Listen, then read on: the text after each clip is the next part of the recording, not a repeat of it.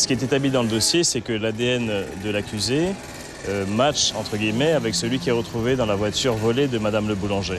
Donc il y a des éléments de preuves techniques et scientifiques qui l'incriminent. Moi je pense que ce dossier, tel qu'il est issu de l'instruction, a des éléments vraiment à charge contre l'accusé. Je ne présume de rien, il est présumé innocent, nous verrons ce que la justice dira.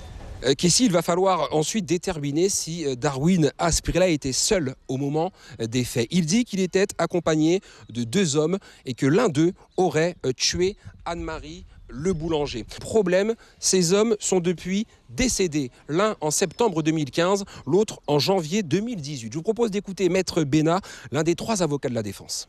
Mon sentiment, de façon générale, c'est que les investigations ont été conduites à la suite des faits, alors que le principal intéressé avait disparu des écrans radars. Donc les investigations se sont poursuivies pendant des mois hors sa présence et on a gardé une optique d'enquête qui n'a pas été démentie.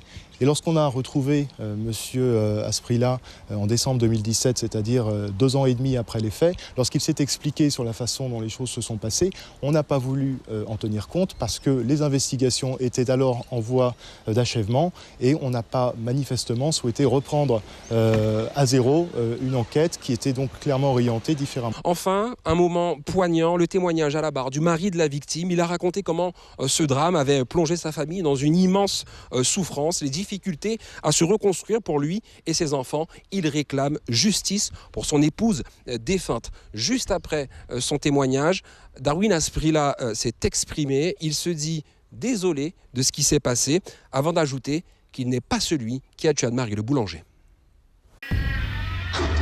Suivez l'info sur Guyana Première, télé, radio et Internet.